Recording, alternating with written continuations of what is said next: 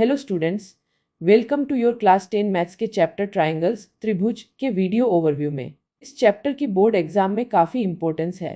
Typically 8 marks तक के questions आप एक्सपेक्ट कर सकते हैं।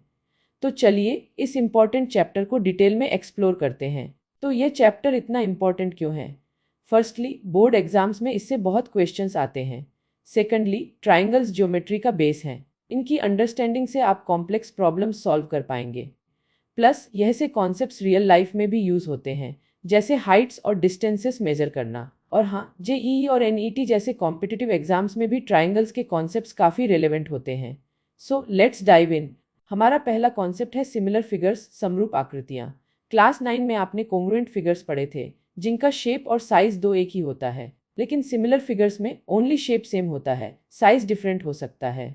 जैसे दो अलग अलग साइज के सर्कल्स या स्क्वेयर्स हमेशा सिमिलर होते हैं। इसका मतलब है कि उनके करेस्पॉन्डिंग एंगल्स इक्वल होंगे और करेस्पॉन्डिंग साइड्स का रेशियो सेम होगा। चलो एक एग्जांपल देखते हैं। आपने दिल्ली मेट्रो का मैप देखा होगा। मैप पर स्टेशंस के बीच की डिस्टेंस रियल लाइफ की डिस्टेंस से बहुत कम होती है, लेकिन मैप का शेप रियल मेट्रो नेटवर्क जैसा ही होता है। यहाँ दिल्ली मेट्रो का मैप और रियल नेटवर्क सिमिलर फिगर्स के एग्जाम्पल्स हैं। उनके एंगल सेम हैं, बस स्केल डिफरेंट है। इसी तरह ताजमहल की पासपोर्ट साइज फोटो और पोस्टर साइज फोटो भी सिमिलर फिगर्स हैं। अपोज वन ऐसे समझा गया ना। Next up, basic proportionality theorem, BPT या थालेस थ्योरम। ये बहुत इंपॉर्टेंट है। थ्योरम कहता है, अगर एक ट्राइंगल में एक लाइन किसी एक साइड के पैरेलल ड्रॉ की जाती है और वो दूसरी दो साइड्स को डिस्टिंक्ट पॉइंट्स पर इंटरसेक्ट करती है, तो वो लाइन दो दूसरी टू साइड्स को सेम रेशियो में डिवाइड करती है। जैसे ट्राइंगल एबीसी में अगर डी पैरेलल टू बीसी है तो वो AD by DB equals AE by EC होगा। इसका प्रूफ भी काफ़ी सिंपल है।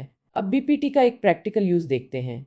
इमेजिन करो, आप क्यूटुब मीनार की शैडो की लेंथ से उसकी एक्चुअल हाइट कैलकुलेट कर रहे हो।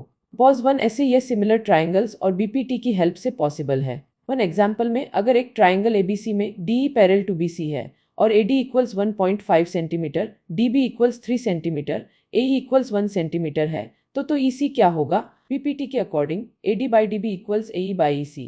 वैल्यूज सब्सटीट्यूट करके 1.5/3 इक्वल्स 1/EC सॉल्व करने पर EC इक्वल्स 2 सेंटीमीटर मिलेगा। कितना इजी है ना। अब आते हैं सिमिलैरिटी क्राइटेरिया पर। 3 मेन क्राइटेरिया हैं जिनसे हम दो ट्राइंगल्स को सिमिलर प्रूव कर सकते हैं। पहला है AAA एंगल एंगल एंगल। अगर दो ट्राइंगल्स के करस्पॉन्डिंग एंगल्स इक्वल हों तो वह सिमिलर होते हैं। तीसरा है SSS साइड साइड साइड। अगर उनकी करस्पॉन्डिंग साइड सेम रेशियो में होना तो वह सिमिलर हैं। और तीसरा है SSS साइड एंगल साइड। अगर एक एंगल इक्वल हो और उस एंगल को इंक्लूड करने वाली साइड्स प्रोपोर्शनल हो तो भी ट्राइंगल सिमिलर होते हैं। इन्हें याद रखना बहुत ज़रूरी है। एक एग्जाम्पल देखते हैं सिमिलैरिटी क्राइटेरिया का। सपोज आपके पास टू लाइन्स PQ और RS हैं जो पैरेलल हैं और वो एक दूसरे को ऊपर इंटरसेक्ट करती हैं। हमें प्रूव करना है कि ट्राइंगल PQ सिमिलर है ट्राइंगल S ऑफ RS है, तो ऑल्टरनेट इंटीरियर एंगल्स इक्वल होंगे।